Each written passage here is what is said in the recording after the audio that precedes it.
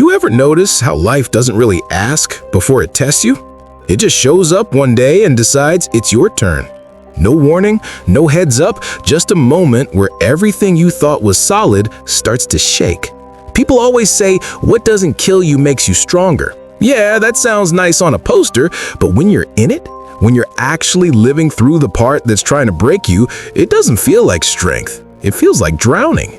It feels like everything you believed about yourself is slipping away piece by piece until you're not even sure who you are anymore.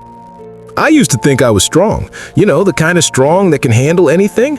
I had plans, control, direction, but life doesn't care about your plans. It doesn't care about your schedule or your 5-year goals. It comes in and rearranges everything. I remember when it happened to me, it wasn't just one thing. It was like the universe decided to pile everything up all at once. Work falling apart, a relationship I thought would last forever suddenly cracking, friends drifting away, and me standing there, pretending to be fine while inside I was coming undone. At first, I fought it.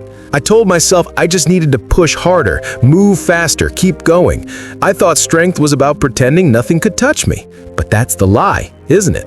We wear this mask because the world expects us to.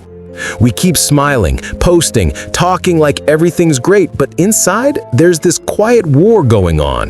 The kind where you wake up in the middle of the night and your chest feels heavy and you can't tell if it's fear or sadness, or both. There was a point when I stopped fighting, not because I gave up, but because I ran out of energy to keep pretending.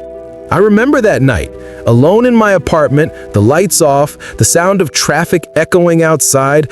I just sat there, staring at the ceiling, feeling like I'd lost everything that made me, me. But in that silence, something strange happened. I realized that maybe losing everything isn't the worst thing. Maybe it's the start of something new.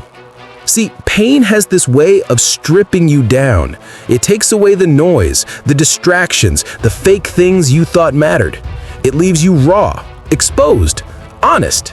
And in that space, when there's nothing left to hide behind, you finally start to meet yourself. The real you, not the one you built for others, not the version you perform online, but the you that's been buried under expectations. I started small.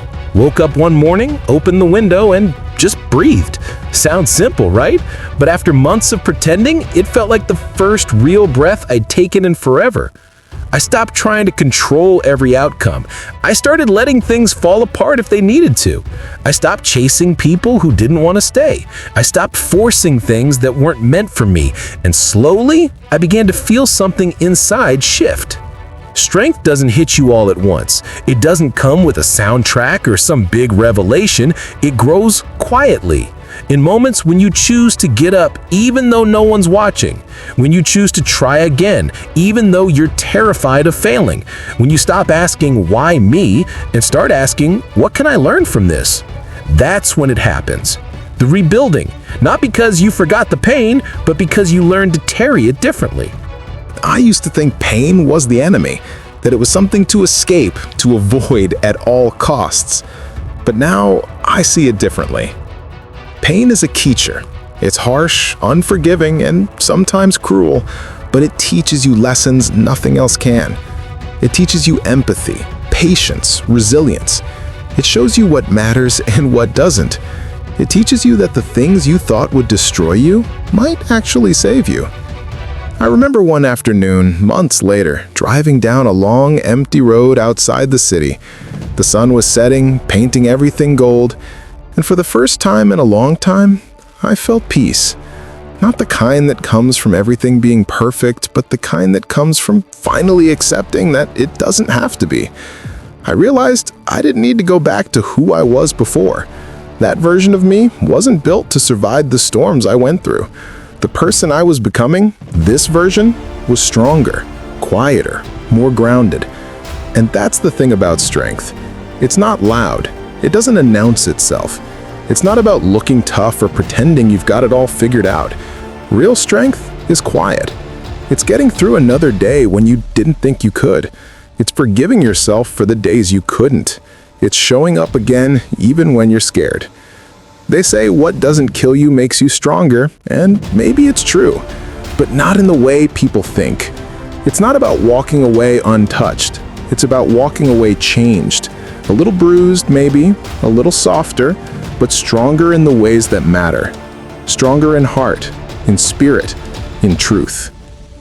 Sometimes life breaks you so you can rebuild from the pieces that were real all along. Sometimes it takes losing everything to realize you never needed most of it in the first place. The job, the title, the validation, it was all noise.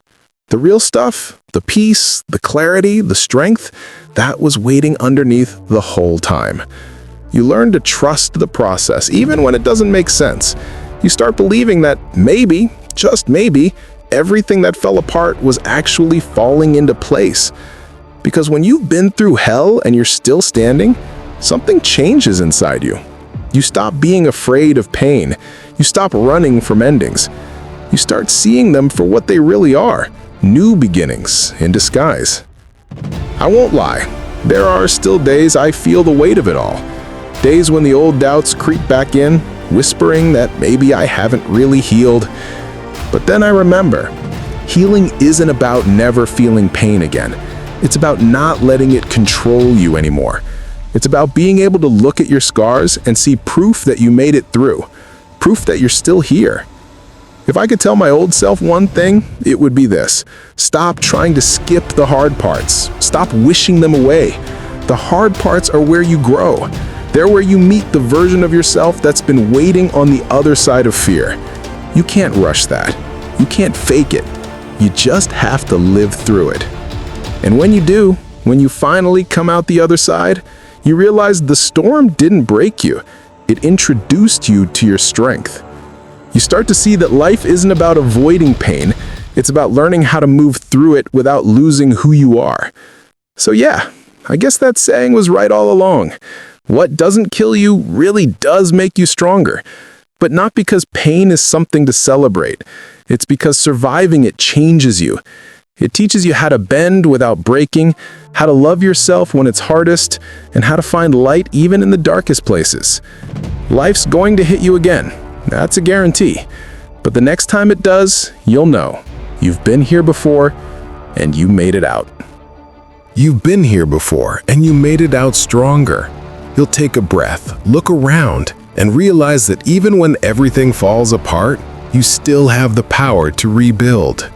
You've learned that your worth doesn't depend on what you lost, but on what you've become.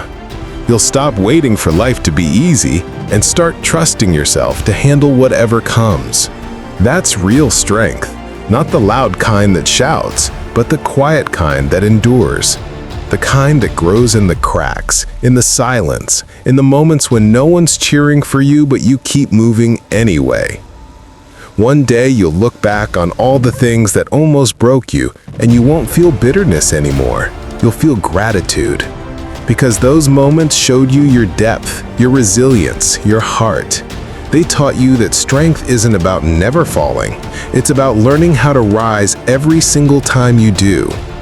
So when life hits again, and it will, you'll smile, take a deep breath, and whisper to yourself, "I've been through worse. I've survived before, and I'll survive again." Because in the end, it was never about what tried to break you. It was about what you became after you survived.